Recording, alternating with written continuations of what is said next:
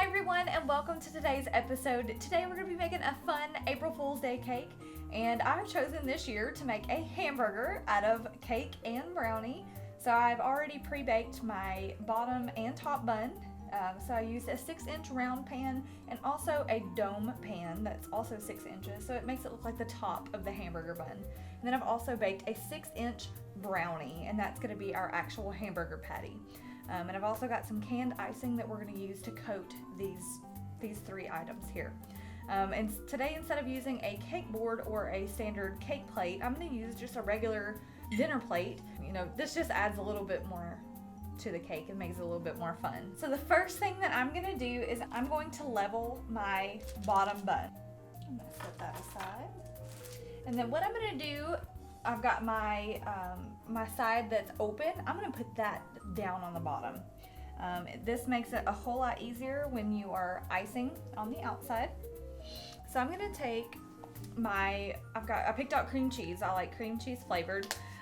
So what I'm going to do is I'm actually going to color this. It comes, you know, standard, like a light beige color. So I'm coloring it with a copper color, which turns out to be like a skin tone. So I'm just going to put a few drops. Actually, I'm just going to do one for now because I don't know how dark it's going to turn out. And I just want it to be like a lightly toasted bun. And it looks really peach, but when you get it mixed in, it looks really nice.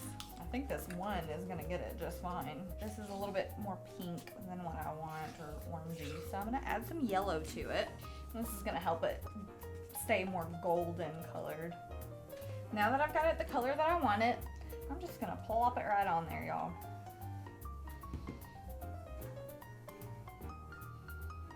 I'm just going to swirl it all around. And I'm going to make this as smooth as possible. Because hamburger buns are pretty smooth. The inside doesn't necessarily have to be, because you're gonna have a brownie on top. I didn't even think to bring out my turntable today, but that would come in handy.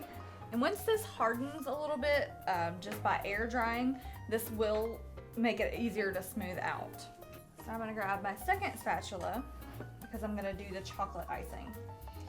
And so I'm just gonna set this brownie just right on top. When you're looking at a hamburger, it's kind of rough looking, right? From all the ground meat that's on there. So I'm not gonna really cover this completely.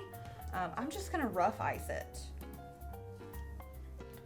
So I like the way how a brownie will crust. Like it crust up a little bit and makes it a little bit rough, which is exactly what we're looking for. And you don't necessarily need icing on a brownie anyways, but it just makes it that much better. And then once I get it covered, I'm gonna go back and make it look more rough on the edges. I'll show you how to do that in just a second. So now that my chocolate layer is done, I'm just gonna go back and I'm just gonna use a wavy motion just back and forth, and then on the edges I'm just gonna tap and spread all at once, and that just gives it that ground beef look. So we are done with the chocolate, and this is the dark chocolate fudge that I picked because I knew it was going to be darker in color rather than like a milk chocolate would be. So the next thing that I'm going to do is I don't want to put another layer on top of all this because the weight of all of that on the bottom layer is going to be a whole lot, and your cake could crack and collapse. So I don't want that. I've got regular drinking straws, and I have cut a cake circle, and I've made it a little bit smaller than a 6-inch circle. Clearly I didn't have any in my studio today, so I cut it, which is why it's not completely round. It actually is pretty terrible, you know, pretty terribly cut, but it serves the purpose, and it's gonna do exactly what we need it to. So what I'm gonna do is I'm gonna use this to set right on top of that cake. So I'm just gonna put my straw in, and I'm just gonna push until I get all the way to the bottom. And if you have the bendy straws, make sure that you do not put that in the bottom of the cake. So I'm gonna do 3. I'm gonna take my scissors and I'm gonna cut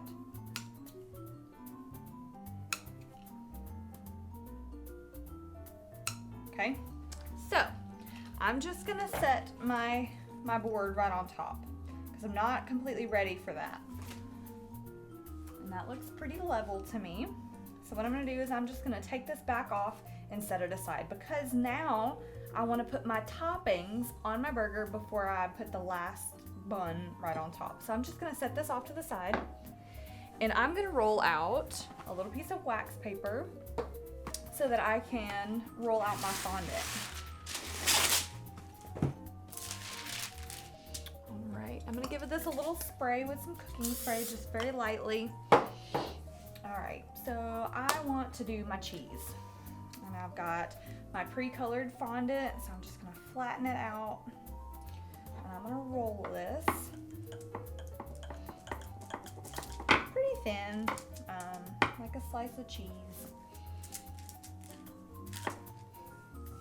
And the good thing about this is you don't have to make sure that the layer of the cake is completely covered because you're gonna have a cake on top of that and nobody's ever gonna see it.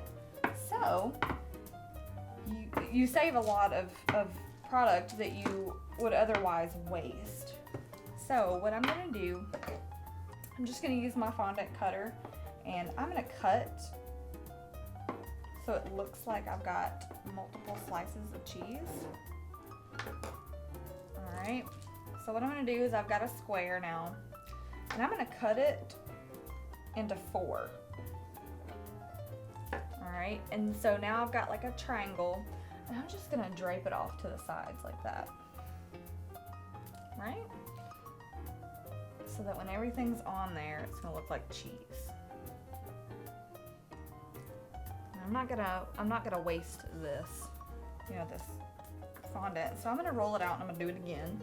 And I'm gonna crisscross it onto the edge. So now that I've got all my cheese, I'm gonna do lettuce and tomato.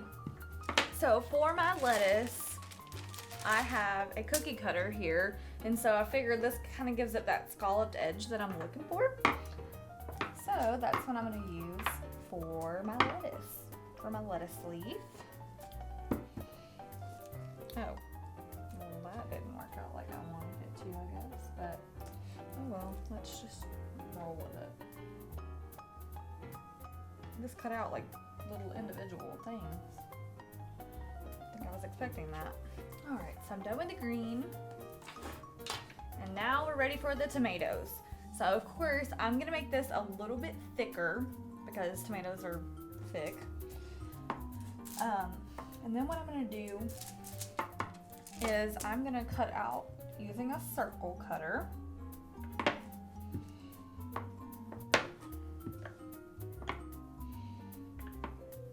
And I'm probably gonna use a smaller cutter than this. Actually, no, I'm not. Okay, I'm gonna make another one.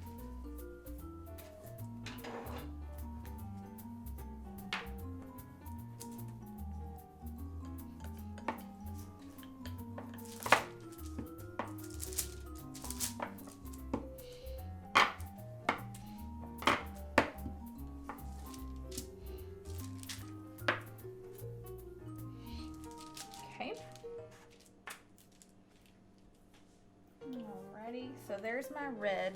Now what I'm gonna do at this point is just cut them in half. And this is gonna look like a tomato. Like a tomato slice, right? Looks like a tomato. And I'm just gonna lay that down just like that. And I'm gonna do this like north, south, east, and west. So top and bottom, and then 2 sides. And that is gonna be, that's how I want it to look. Just like that. All right. So let me clean up my space. We're gonna put the top layer on.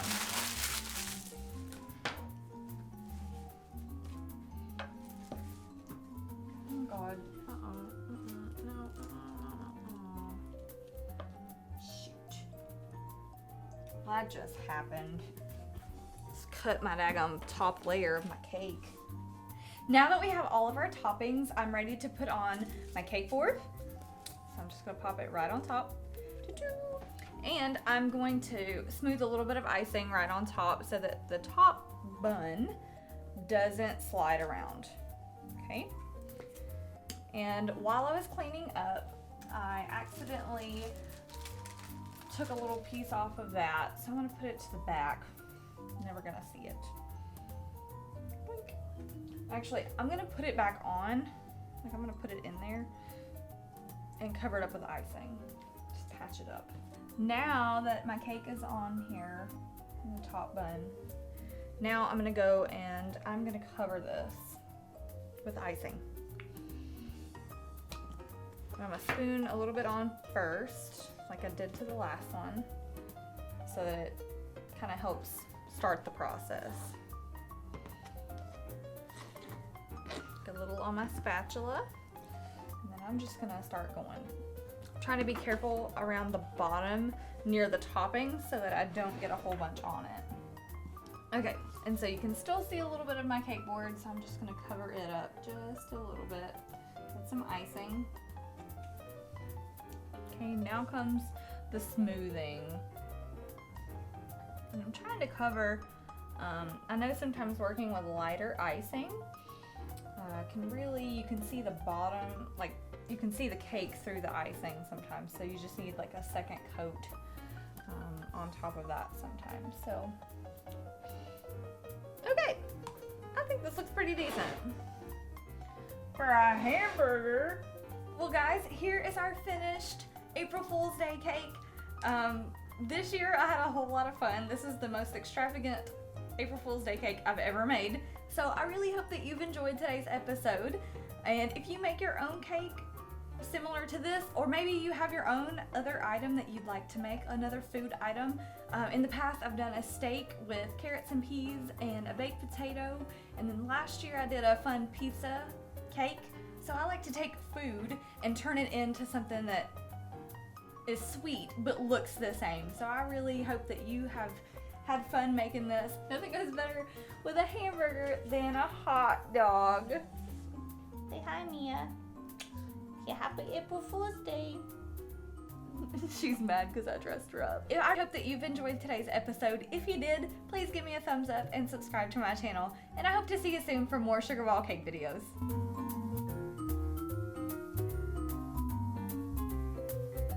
I have a hamburger and a hot dog. Mia!